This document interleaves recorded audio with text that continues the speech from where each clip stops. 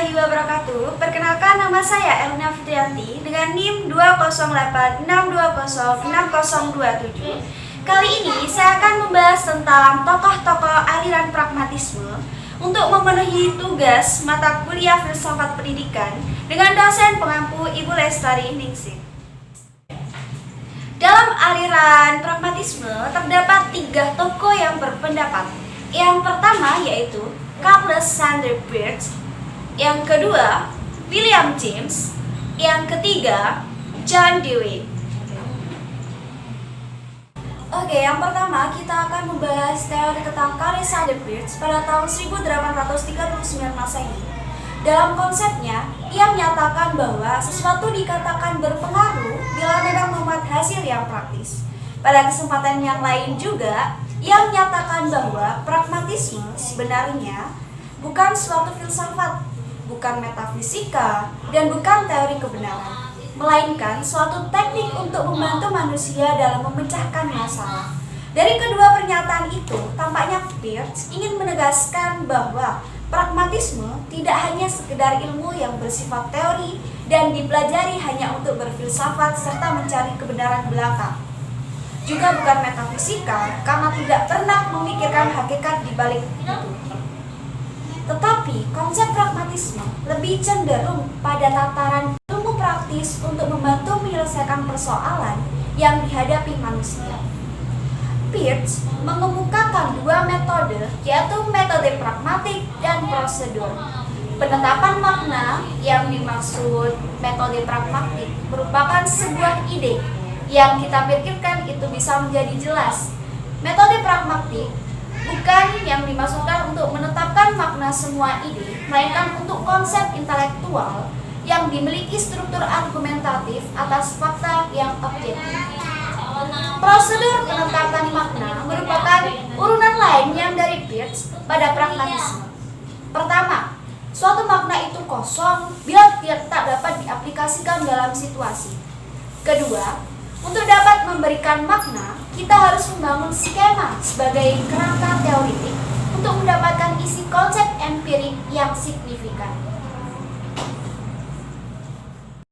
Oke, lanjut teori yang kedua yaitu teori dari William James. William James lahir di New York pada tahun 1842 Masehi. Anak Henry James SR. Ayahnya adalah seorang yang terkenal, berkebudayaan tinggi, serta pemikir yang kreatif. Selain kaya, keluarganya memang dibekali dengan kemampuan intelektual yang tinggi. Keluarganya juga menerapkan humanisme dalam kehidupan serta mengembangkannya. Ayah James rajin mempelajari manusia dan agama.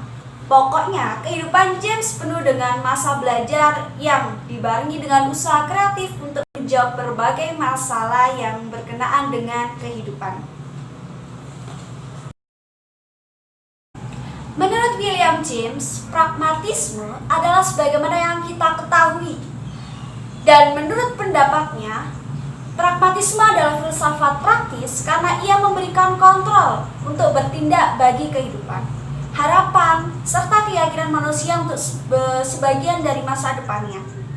Di dalam bukunya The Meaning of Truth atau Arti Kebenaran, James mengemukakan bahwa tiada kebenaran yang mutlak, yang berlaku umum, yang bersifat tetap, yang berdiri sendiri, dan terlepas dari segala akal yang mengenali. Sebab pengalaman kita berjalan terus dan segala yang kita anggap benar dalam pengembangan itu senantiasa berubah. Karena di dalam prakteknya, apa yang kita anggap benar dapat dikoreksi oleh pengalaman. Oleh karena itu, tidak ada kebenaran mutlak. Yang ada adalah kebenaran-kebenaran, artinya dalam bentuk jamak, yaitu apa yang benar dalam pengalaman-pengalaman khusus yang setiap kali dapat dirubah oleh pengalaman berikutnya. Nilai pengalaman dalam pragmatisme tergantung pada akibatnya, kepada kerjanya, artinya tergantung keberhasilan dari perbuatan yang disiapkan oleh pertimbangan itu. Pertimbangan itu benar jikalau bermanfaat bagi pelakunya.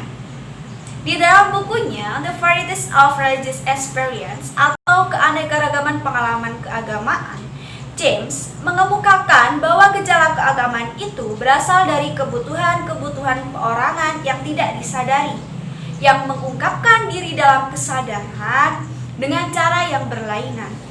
Barangkali di bawah alam sadar kita menjumpai suatu realitas kosmis yang lebih tinggi, tetapi hanya sebuah kemungkinan saja.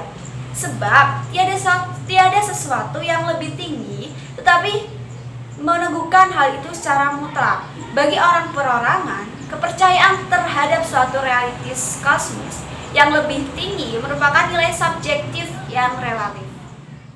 Oke, teori yang ketiga yaitu teori dari John Dewey pada tahun 1859 sampai 1952 Masehi.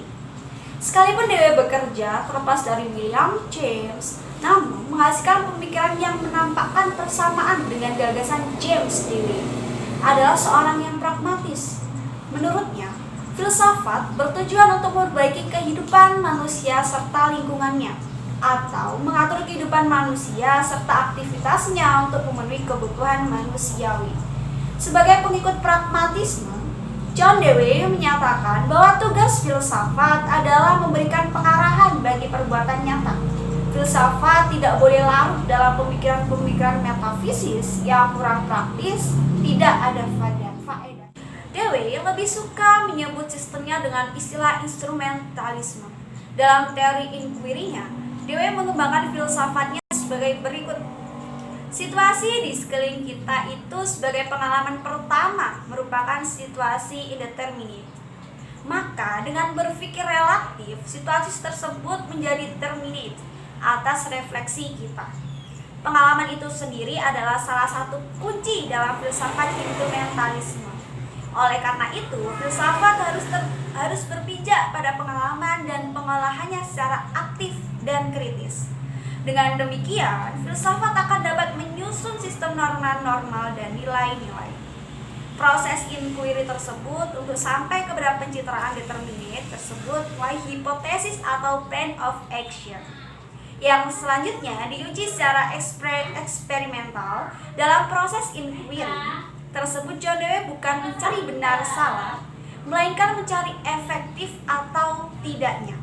Hasil efektif tersebut ends akan menjadi means pada inquiry berikutnya, sehingga akan menjadi ends akan menjadi means dan mata rantai berkelanjutan. Means, ends, means, ends, means, ends. Itulah instrumentalisme dari John Dewey.